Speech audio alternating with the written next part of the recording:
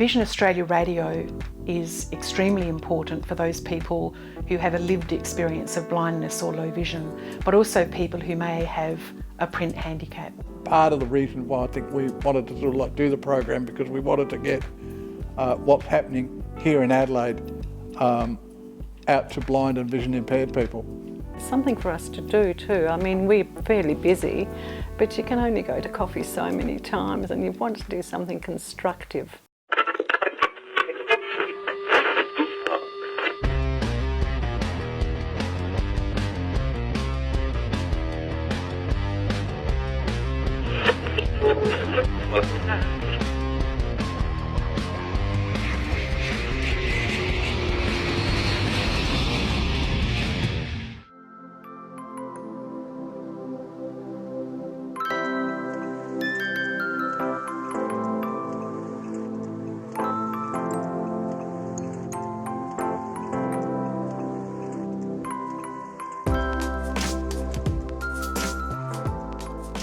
My name's Lou Williamson and I'm the Coordinator of Volunteers at Vision Australia Radio in Adelaide. Vision Australia Radio in Adelaide actually commenced way back in the early 1980s. University of Adelaide had a radio station called 5UV, and they were providing 1 hour of newspaper reading per day. An amazing lady called Rosemary Penn, whose husband was vision impaired, joined the radio station as a reader, and over the years it gradually evolved that a radio station called 5RPH, Radio for the Print Handicap, was established, and in 1991 5RPH was broadcasting full-time once they were issued with a broadcasting licence. In 2011 5RPH became part of the Vision Australia radio network. Predominantly, the roles at our radio station for volunteers include editing, panel operation and reading. The editing process is actually physical scissors and glue sticks and cutting up things like the Advertiser and the Australian newspapers, for example, and pasting those onto sheets of paper and preparing the running sheets for each of the individual programs. And we also have reading opportunities as well, and that's reading anything from print media to online publications, magazines, any type of printed publication.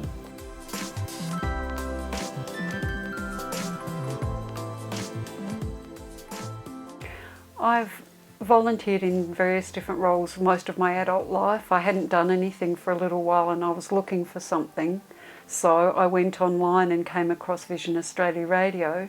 When I saw that it was a reading service, I'm a really voracious reader, 2 or 3 books every week, newspapers, magazines, and I suddenly thought if I didn't really have easy access to that through vision impairment, I just can't imagine what it would be like. So I thought that would combine my interest with reading as well as offering what seemed like a pretty worthwhile service. I didn't have any prior experience with radio. I really didn't even know what would be involved. Something just drew me to it, but I really just didn't have any idea what I would actually be doing. In fact, I don't think I even really thought about the fact of being on air at all. So it was a big learning experience. One of my favourite parts is the people that I work with, because in this situation where there's often just 2 of you or maybe 3 of you working together, it's really good if you have people that you can get along well with and cooperate and the process runs smoothly. I think that Vision Australia Radio providing the reading service for vision impaired people is so important. We do get calls from people who say how much it helps them, and I think, as I said earlier, I just imagine myself in that situation, and I think, you know, what other outlets would you have for getting that sort of up-to-date information, providing a news service and those sorts of things? Volunteering at Vision Australia Radio in Adelaide provides the opportunity to be highly productive, so volunteers can come, they can prepare and do the research and do the editing for their session, come into the studio and actually produce a product or a service, and then they can leave that day knowing that they've actually made a significant contribution. Started by a friend, we were having dinner and I read out the horoscopes for everybody. I probably had a couple of little drinkies. And he said, "You've got a good voice, how about applying?" And I did, and it's a fabulous place to work, you know, and volunteer. People are all friendly and really good. A few years later I introduced Jim to it, and now he's absolutely addicted, so that's good. It's good fun, it really is. And we both do messenger press, which involves editing, and then we read it to air. And I do the panel work, so that it's just the two of us, and we do another couple of programs with other people. My favourite part about volunteering at Vision Australia is the fact that it's constructive and you feel like you're doing something useful, and you've got deadlines, and it keeps you, you know, really alert, and you enjoy coming in. It's something to look forward to. It's good, and you can, sometimes we even hear ourselves in the car and put the radio on. You think, well, that's me. We come in and it depends on what it's been like the night before, grab a cup of coffee. No, but normally we just come in and we edit, and everything's prepped for us. All our papers are sitting there, and we just chop them all up and put them onto paper. That's the way we edit, so that we can read through them without too much shuffling going on because of the sound. Yeah, it's fairly technical really when you think of it, yeah. It's good. It's all that skill you learned at kindergarten, cutting out really.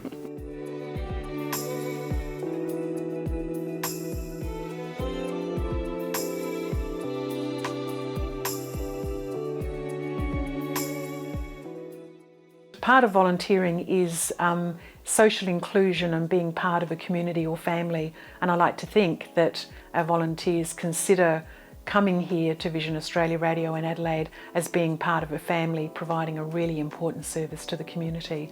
We do have some programs where they are live and interactive, and we have a team of volunteers who are blind and low vision, who are doing programs live to air on a Wednesday night and also a Saturday night, and that's very much focusing on people who are living with blindness or low vision, or those that might also be living with some type of physical disability.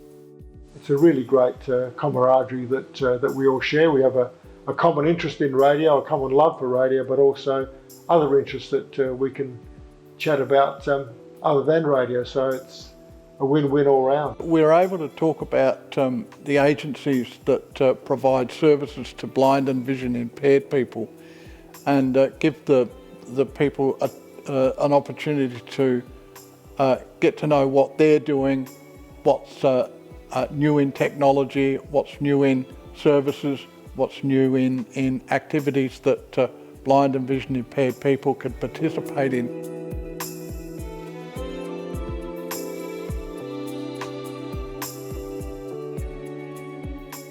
I use a fair bit of technology to put the program together. I use a Perkins Brailler, which brailles the notes that I use, and also a U2 Mini, which is an electronic braille display, which also I can send and receive emails and browse the net with. So they're the piece of technology that I mostly use to have notes and also to prepare for the program. People get an opportunity to express their views about things that might not otherwise be the case were it not for a service like the one that Vision Australia Radio conducts.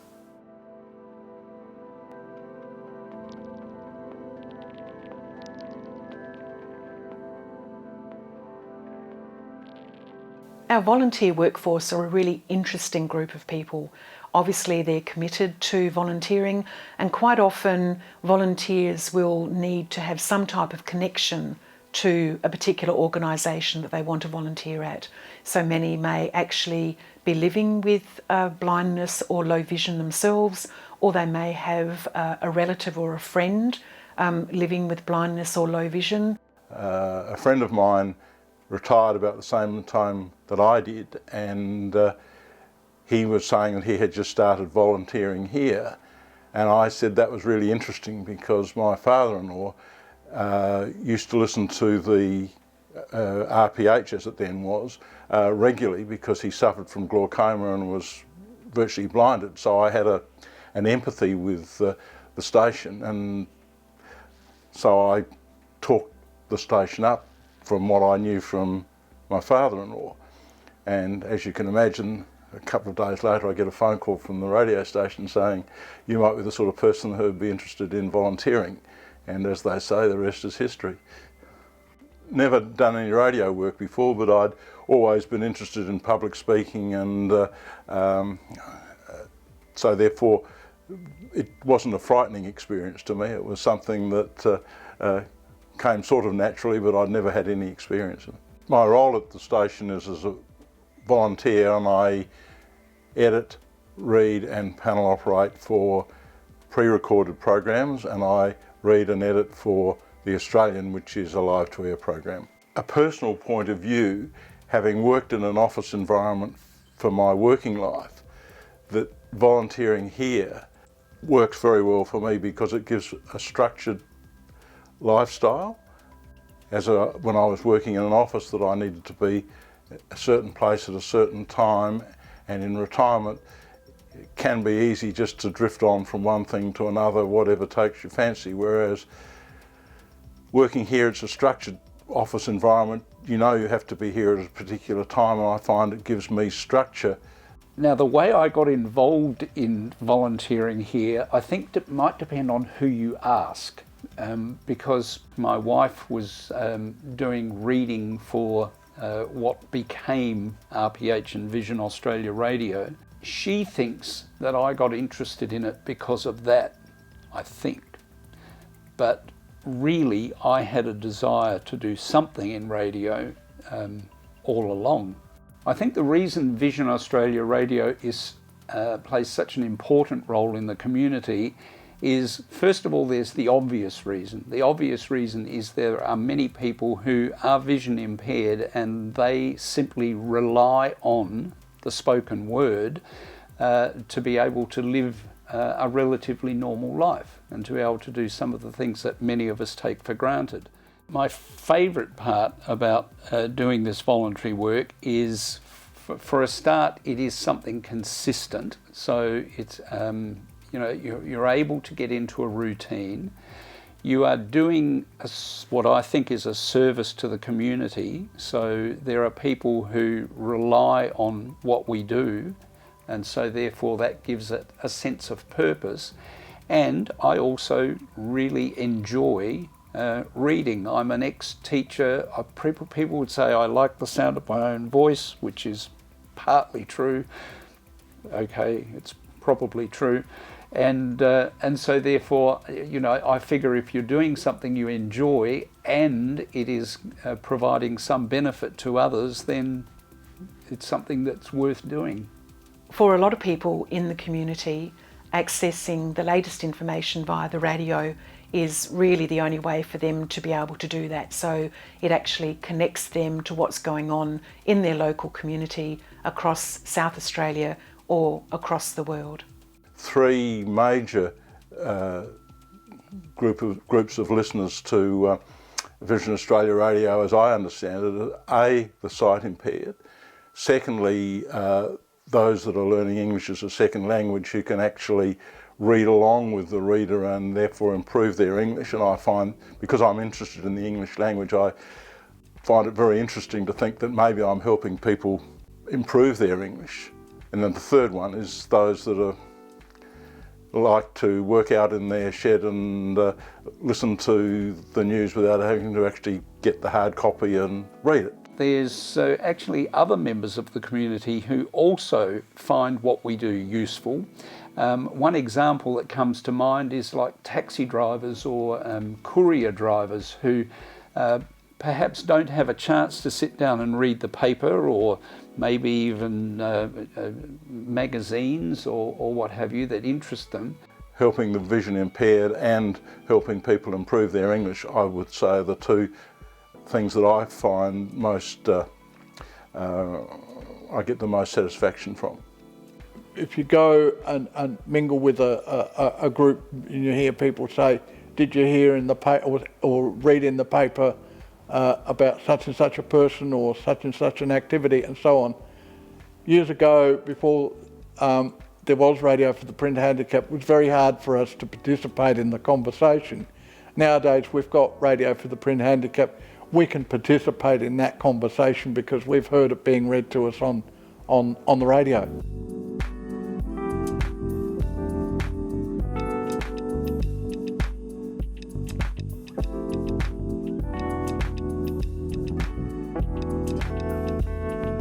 Community media is so important to the media landscape because it's for the community, by the community. And we have no particular agenda. We are here to provide a reading and information service. Well, I think community broadcasting in general kind of fills a niche. In fact, to be more accurate, it fills many niches, because people have different interests, and I'm talking here both about the people who present, but also the people who watch and listen. They have different interests, and those interests are not always catered for by mainstream media. You know, we've lost our state TV stations, we're losing our state radio stations, we don't have any local voice at all, and that gives it a local voice. Yeah. I agree. Importantly, without the volunteer workforce, we would not have a radio station or a radio network. I think the fact that community radio is local and people live in local areas, they want to know what's happening in their local community and getting involved in their local community. That's what community radio is all about. And the fact that people can be involved in the shaping of the station, also involved in the programs that are put on. Community broadcasting of whatever kind is able to fill those gaps and is able to give a voice to people who otherwise would not have one.